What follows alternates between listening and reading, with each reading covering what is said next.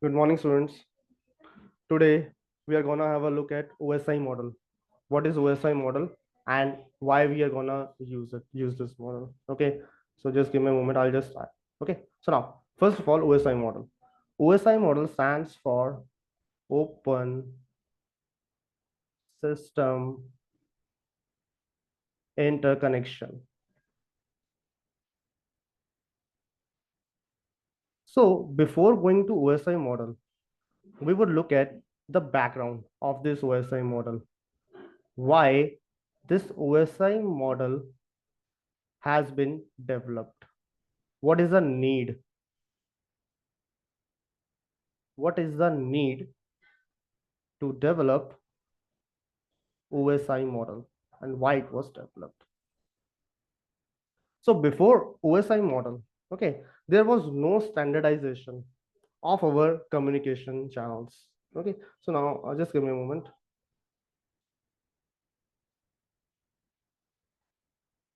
Yeah. Uh,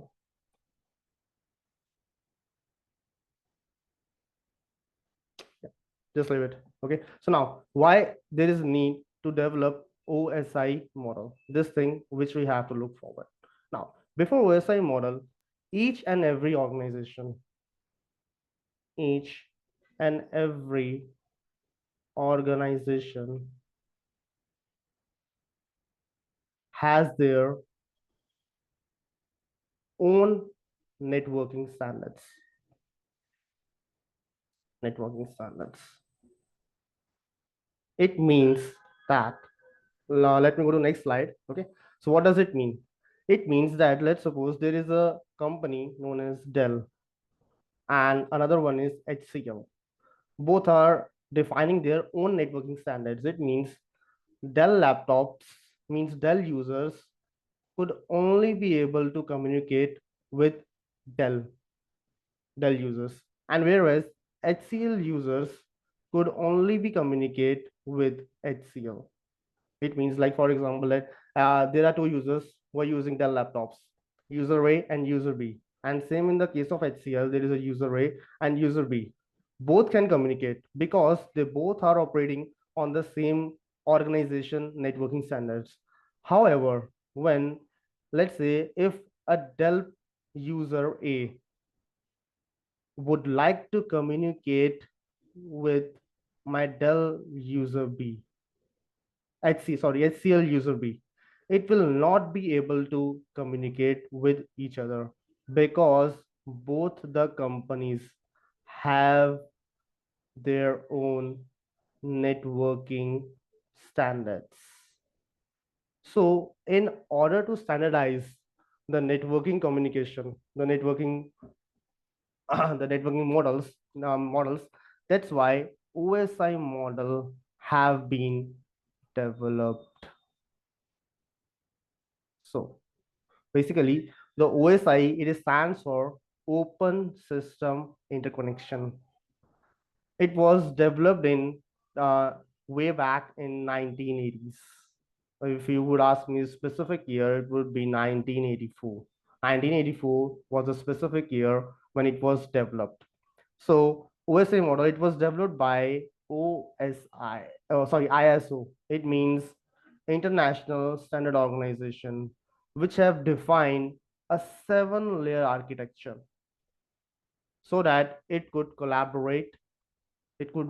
collaboratively to transmit data from one person to another person across the globe. Or you would say like that, like it will help to develop data from source to destination, like that. Okay, so I hope till here each and everything is clear to you. Let's move on to the next slide. This is a diagram of OSI model, which provides me the 7 layers. Let me give me a moment. I will add just another slide to make you understand easily. Just give me a moment. So now I'll just add another slide. Okay, yeah, that's cool. Now, so we are on the new slide. So basically, there are 7 layers of OSI model, which I've already told you. 7 layers in OSI model. Now, okay, so now how the diagram would be drawn, just look at here. The first layer would be defined as my physical layer. The second layer would be my data link layer. The third layer would be my network layer. The fourth layer would be my transport layer. Okay, now let's change the color of the marker. Just a moment.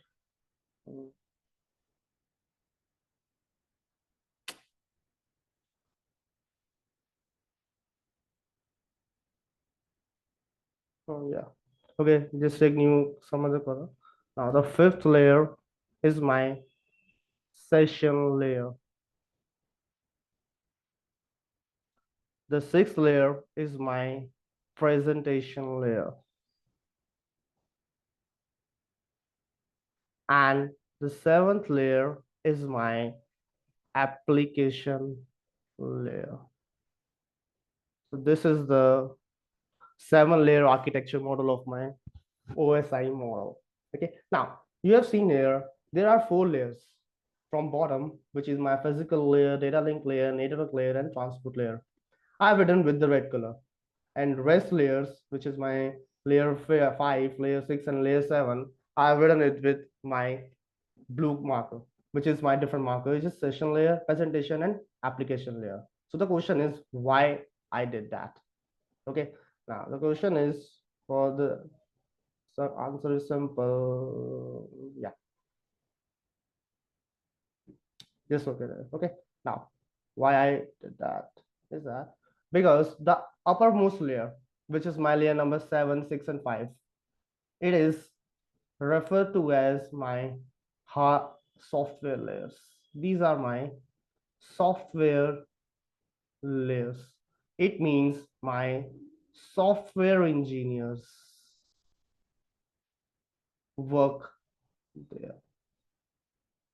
And rest 4, which is my layer number 1, layer number 2, layer number 3, and layer number 4, they are known as my hardware layers. It means hardware or network engineers will work here. Okay, so now let's suppose there are 2 users, user number A and username is B. Now they want to send a message between themselves. So now the question is how the message would be delivered. Let's suppose A is my sender, whereas B is my receiver.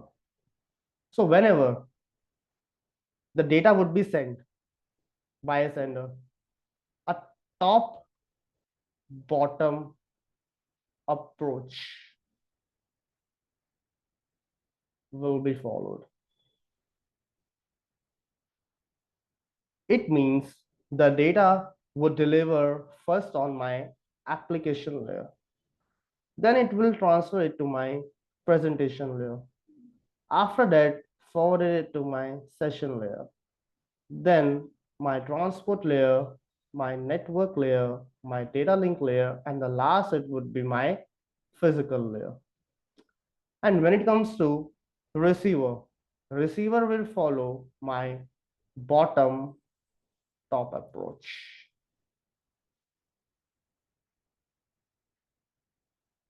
It means data will first deliver on my physical layer while receiving the data.